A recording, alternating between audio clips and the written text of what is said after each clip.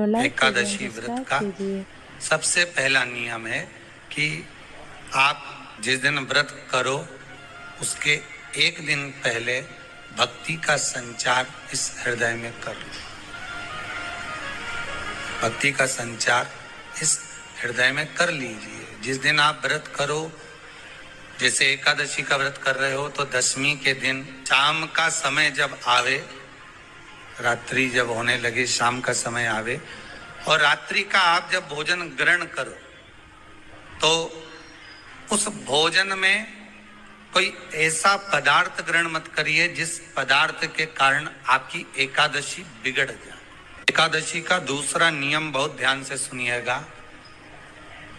जिस दिन आपकी एकादशी का व्रत हो उस दिन प्रयास करिएगा कि अपने हाथ से किसी भी वृक्ष की कोई पत्ती टूटे ना। अपने हाथ से किसी भी वृक्ष की, पौधे की, किसी भी वृक्ष की पत्ती अपने हाथ से ना टूटे।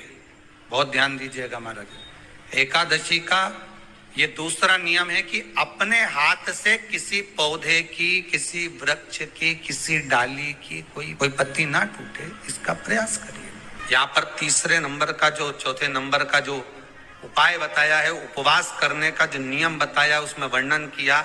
एकादशी के दिन अगर आपका व्रत है तो आप भूलवश भी डब्बे में रखी हुई रोटी गाय को ना देते हुए कुछ थोड़ा सा फलहार, कोई केला, कोई सेब, जो आप खाते हो, अंगूर, पपीता, जो आप ग्रहण कर रहे हो, उसका थोड़ा सा भाग आप गाय को प्रदान करो। आप गाय को दीजिए।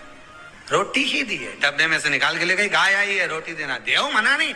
बाकी के दिन आप आपके बेटे से कह दो रोटी दिया बेटा जा, पर आप अपने हाथों से, आपका व्रत है तो आप फलहार आप कर रहे हो तो फलहार का ही दान गौ माता को दीजिए। पांचवा वर्णन किया चतुर्थ भाव में, बन सके जितना एकादशी के दिन भगवान का ओम नमो भगवते वासुदेवाय का जाप करें या अपने गुरु मंत्र का स्मरण करें, जाए जो मंत्र आपके हृदय में समाहित हो। श्री शिवाय नमस्तुभ्यम, ओम नमः शिवाय, राम कृष्ण शिव, जो मन पड़े उसका भजन करें, पर दिल से करो। जितनी देर करते बने उतना देर करो। माला पकड़ने की भी जरूरत नहीं कि माला पकड़ के बैठता हूं तो घट की जिब्या से जप लो नहीं जी, वही उतना में पूरा हो जाए, वही बहुत। पांचवा नियम कहा, जिस दिन आपका व्रत रहे किसी निंदक से बात ना करें। निंदक जानते हो? भाई दूज के दिन, दिवाली की जो भाई दूज होती है ना, होली दिवाली की जो दूज होती है, उनमें ऐसा गोबर का भाई दूज बनाते हैं और पास में एक चुगलखोर भी बना है और चुगलखोर के ऊपर ऐसा भाटा धर दे, एक पत्थर। अब तुम्हारे उधर रखे कि नहीं रखे हमें नहीं मालूम रहे हो, जितने आस्था पे सुन रहे हो, पर हमारे इधर तो ऐसा रहता है, गोबर का भाई बहन बनाए और उसकी पूजन करे, उसके पास में एक गोबर का चुगल चोर भी बनाया, उसके ऊपर बाटा धर। कथा वर्णन कर रही है, निंदक से बात ना करें। मान लो किसी ने आकर आपको निंदा कर भी दी तो तुरंत सूर्य नारायण भगवान का दर्शन करें और 3 बार उनका दर्शन कर कर नेत्र बंद करें, तब जाकर वो निंदा जो अंदर गई है, अंदर पवित्रता प्रदान करेगी, तब जाकर एकादशी का व्रत लगेगा। पहले तो प्रयास करो, अगर जो निंदा करने आता है ना तो उसको उस दिन एकादशी वाले दिन दरवाजे पे लिख दो, जीव की हत्या ना करे। अगला नियम है, अपने द्वारा जीव की हत्या ना हो, प्रयास करना, किसी को कष्ट ना हो। 18 नियम में से एक नियम और, प्रयास करिएगा एकादशी जब भी करें तो द्वादशी से जुड़ी हुई करें, दशमी से जुड़ी हुई एकादशी कम करें। जो वैष्णवों की एकादशी कौन सी होती है? जो एकादशी द्वादशी से जुड़ी हो, दशमी से नहीं। दशमी से जुड़ी हुई एकादशी व्रत कहलाती है और द्वादशी से जुड़ी हुई एकादशी पुण्य फल प्रदान कर कर वैष्णवों को भगवान के चरण में छोड़ आती है। इसलिए एकादशी द्वादशी से जुड़ी हुई होना चाहिए। फिर अगला वर्णन किया गया, महाराज शास्त्र कहता है, अगला वर्णन जो किया गया उसमें बताया, प्रयास करें जिस दिन एकादशी हो उस दिन घर में बुआरी झाड़ू आदि जो लगती है वो दूसरा लगा ले। क्यों? उसका वर्णन है, अगर आप बुआरी लगाएंगे, झाड़ू लगाएंगे, पोछा लगाएंगे तो हो सकता है कोई जीव आपके हाथ के द्वारा मर जाए। क्या करोगे? सारे व्रतों में केवल एक व्रत ऐसा होता है एकादशी का जिसका उद्यापन पहली एकादशी पर भी कर सकते हो।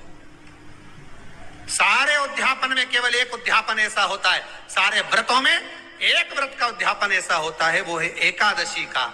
ये जरूरी नहीं कि 26 पूरी होगी तभी तुम करोगे, या तो पहली में ही कर लो या फिर 26 पूरी हो तब कर। पर उद्यापन, अब तुमको ऐसा लगे कि हाँ मैं अभी तो जीऊंगी हो, अभी तुम्हारा बाल भी धोला नहीं हुआ, तुमको ऐसा लगे तो अभी तुम्हें तो बढ़िया।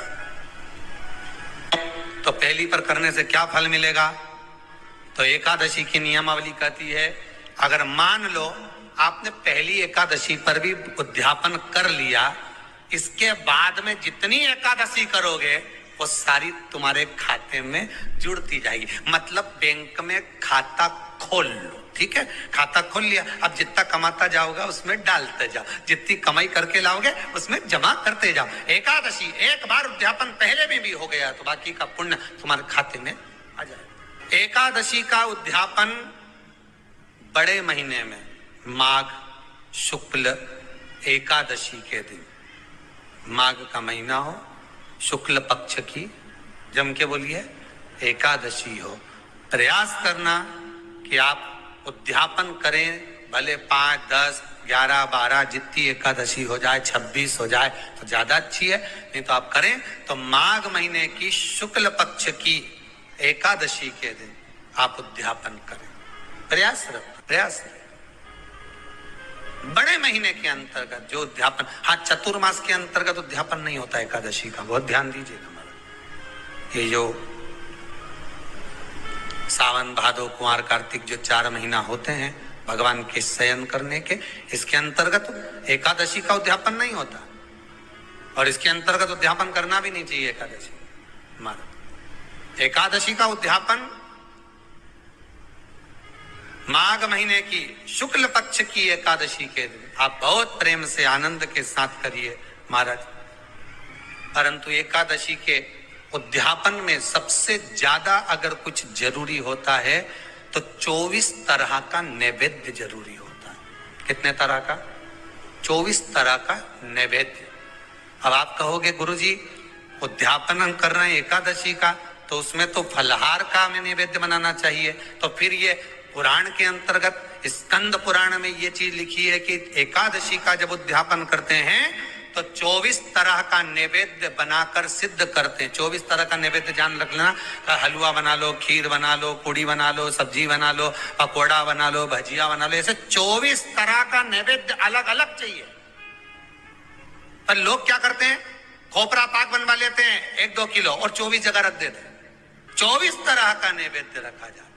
एकादशी के दिन भगवान का पूजन का पूरी तैयारी कर कर मंडल आदि बनवाकर विद्वान ब्राह्मण को बुलाकर, कर्मकांडी ब्राह्मण को बुलाकर जो भगवत सेवा में एकादशी का उद्यापन कराए, उन ब्राह्मण के चरणों को नमन कर कर, प्रणाम कर कर एकादशी का पूजन करवाइए और उस मंडल की पूजन कराकर हवन द्वादशी को कराइए, एकादशी को हवन नहीं। Ekadashi Download Amazing.